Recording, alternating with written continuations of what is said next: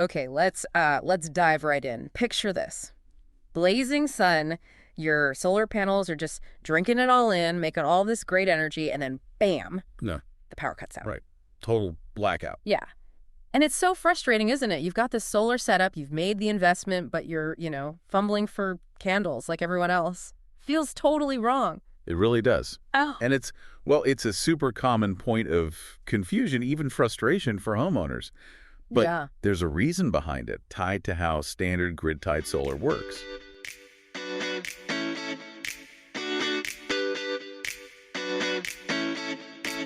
Welcome back, everyone, to Solar Scoop. We're the place you come to for the real deep dives into solar energy. That's right. And today, we're tackling a big one, a question we hear all the time.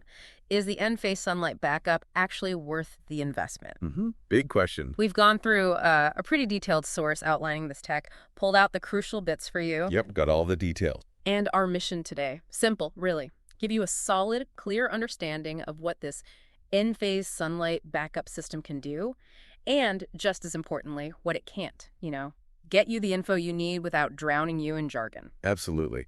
And starting with that first frustration, the panels going dark during an outage, it actually comes down to safety. A really critical safety rule, in fact. Safety, okay, how so? Well, think about the utility workers. When the grid goes down, they need to work on those lines safely, assuming they're dead, de-energized. Right, makes sense. So standard solar systems have an automatic shutdown built in. They have to disconnect from the grid. If your system kept pumping power onto those lines. Ah, okay. It could energize a line they think is safe. Very dangerous. Exactly. Extremely hazardous. So the shutdown is essential. But it still leads to that weird situation. Sun's out, panels are ready, but no power for you. Like having, I don't know, a full water tank, but the tap's turned off. That's a great analogy. And that's precisely the gap that Enphase Sunlight Backup aims to fill. It offers a way around that automatic shutdown, specifically for your house. Okay, so it's the potential fix for that daytime outage problem. It is. It lets you use that solar energy directly during an outage to power some things in your home. And the interesting part is it can do this even without needing a big battery bank right away. Okay, I'm intrigued. How does this sunlight magic actually work? What's the tech behind it? So the real key here, the core innovation, is something called the IQ8 microinverter from Enphase. IQ8 microinverters, got it. How are they different? Well, older systems, or many standard systems, use one big central inverter. All the panels feed into that one box, which then converts the DC power to AC for your house. And that central inverter needs the grid signal, its rhythm, basically, to operate. Right, it syncs up with the grid. No sync, no power. You got it. Now, IQ8s, they're different. Each solar panel gets its own little microinverter. One per panel, okay. Yeah. And here's the cool part. These IQ8s can actually create their own stable AC power source, independent of the grid. When the grid fails, they essentially form this mini self-contained energy grid just for your house. Huh. Like they can start their own orchestra when the main conductor walks off. That's a fantastic way to put it. They don't need the grid's beat. They establish their own electrical heartbeat, if you will. A mini grid with its own heartbeat. I like that. So grid goes down, this mini grid kicks in. What does that feel like inside the house? What happens? Practically, it means the system automatically identifies the grid is down, disconnects from it safely, and then starts powering specific circuits you've chosen beforehand. Pre-selected circuits. Essential ones. So maybe the power flickers off, there's a short pause, maybe just a few seconds, maybe a bit longer sometimes, and then click.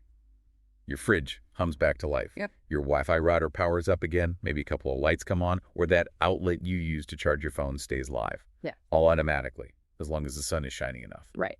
Wow, okay. Keeping the fridge going, staying connected online, charging a phone. That alone is huge during an outage. It really makes a difference. I also heard something about scheduling loads, like Yeah. telling certain things when to run. Yes, that's another layer of control. It's pretty smart energy management. Through the system's app or software, you can tell it to prioritize running certain backed up things during peak sun hours. Like what, for example? Well, say you have an electric well pump on your backup circuit. That can draw a fair bit of power.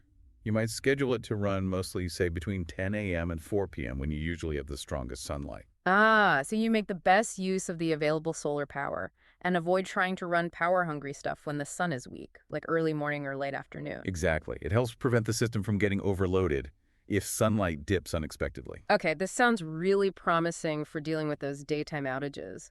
But what hardware do you actually need? It's not just the panels and these IQ8 microinverters, is it? No, you're right. The IQ8s are the heart, but you need a supporting cast. Obviously, the solar panels first. Obviously. Then, critically, you need the IQ system controller. That's the automatic switch we talked about. It's the brain that senses the outage, disconnects you from the grid safely, lets the IQ8s do their mini grid thing, and then reconnects you smoothly when grid power comes back. So that's the crucial safety piece, the gateway between your home system and the utility. Precisely. Can't work without it. Then there's usually an IQ combiner box that mostly just helps organize the wiring neatly. And the IQ gateway, which is like the system's communication hub, it handles all the monitoring, connects to the internet, lets you see what's going on. Okay, controller, combiner, gateway. What else? Very important. You need at least one IQ load controller, maybe more, depending on your setup. Think of this as the intelligent traffic cop for your backed up circuits. Traffic. Yeah. It watches how much power those circuits are trying to draw versus how much solar power is actually available from the panels right now. If you suddenly turn on too many things, or if a cloud rolls over and solar production drops, the load controller can step in and temporarily shed less critical loads to prevent the whole backup system from tripping offline. So it stops you from accidentally overloading the mini grid. Smart. Very smart and essential. And another key thing, those circuits you want backed up, they need to be moved out of your main electrical panel and into a separate, smaller panel, usually called a subpanel. Okay, so some rewiring is involved to isolate the essential circuits. Definitely. And finally, you need all the associated bits and pieces, safety switches, compatible breakers installed correctly. It's a whole integrated system. It certainly sounds like a step up from a standard solar install. Now, theory is one thing, but what about real people? What are homeowners actually saying about sunlight backup? Yeah, we looked into that, found some interesting perspectives. One person described themselves as a real solar enthusiast. They were super positive about it. What did they like? They really emphasized how unique the IQ8 technology is, saying basically no one else does quite what Enphase does with this ensemble tech, creating power grid independently like that. They loved the feeling of, future-proofing their home and just the sheer satisfaction of having some power when the rest of the neighborhood was dark. Peace of mind was a big factor. That's a strong endorsement.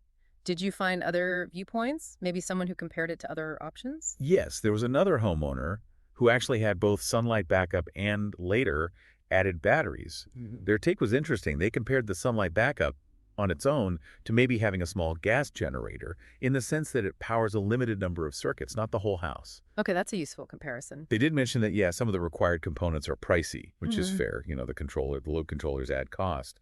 But they also highlighted a really key advantage: flexibility. Flexibility how? They loved that sunlight backup provided that basic daytime resilience, but it also served as the foundation to easily add Enphase batteries later on when they were ready. So you don't have to go all in on batteries from day one. You can start with sunlight backup and expand. So it's kind of a stepping stone. Get daytime backup now, add nighttime backup with batteries later if you need it. Exactly. It offers an upgrade path, which is pretty appealing for people managing costs or unsure about their future needs. That makes a lot of sense. Okay, this seems like a good point to take a very short break. Stay with us, folks. When we come back, we need to talk about the flip side, the limitations of Enphase sunlight backup. Be right back.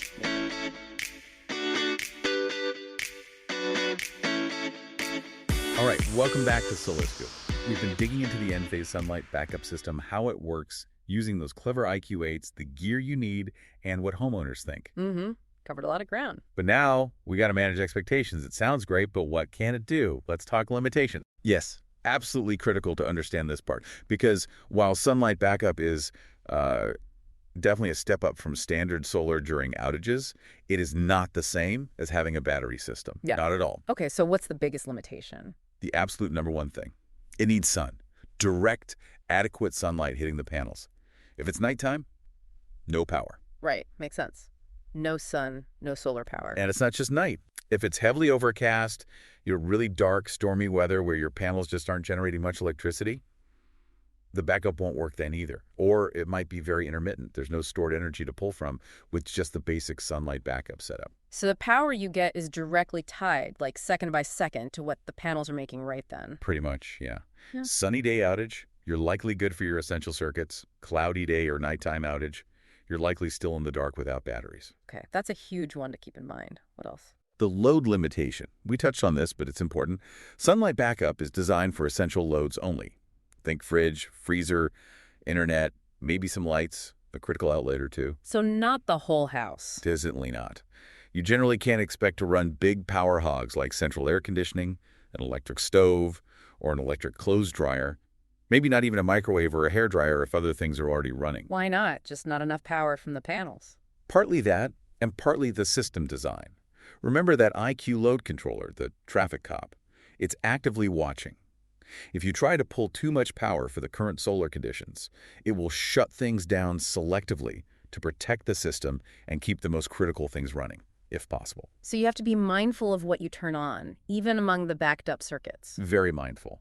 It's about keeping the basics online, not living exactly like you normally would. Gotcha. Any other catches or things to be aware of? Yes. There's a small delay. When the grid power comes back on after an outage, or even sometimes when a scheduled load like that well pump is supposed to turn on, there's usually a pause. I'll pause. How long? Typically around 5 minutes. Could be a bit variable. The system needs that time to do safety checks, make sure the grid is stable, and then safely reconnect or re-energize those circuits. 5 minutes. Okay, usually not a big deal, but I guess if you had something really critical, like medical equipment maybe, that relies on truly uninterrupted power. That's a really important consideration, yeah. For most people, 5 minutes is fine. But if you need true, seamless, uninterruptible power, often called UPS, sunlight backup alone won't provide that brief switchover gap. Good point. So summing up those limitations, strictly sunlight dependent, only powers essential loads, can't handle big appliances, and there's that short delay on reconnection. That covers the main ones. So if your biggest worry is powering things overnight, or getting through multi-day storms, or running your AC during a summer blackout, sunlight backup by itself isn't the answer. That's when you'd really need to look at adding batteries to the system. Exactly. Batteries store the energy so you can use it whenever you need it, day or night, sun or clouds, within the limits of the battery size, of course. Okay, so let's try to wrap this up. Enphase Sunlight Backup. It's this cool tech using IQ8 microinverters that lets your solar panels power some essential things during a daytime outage, even when the grid is down. It gives you a level of independence you don't get with standard solar without needing that big battery investment up front. Well put. It offers that specific solution for that specific problem, daytime outages for essential needs. But, and it's a big but, it absolutely relies on sunshine, it can only handle limited loads, and it won't help you at night or in really bad weather. Correct. Knowing those limitations is key to deciding if it's right for you. Which brings us to the final thought we want to leave you with. Think about your own situation.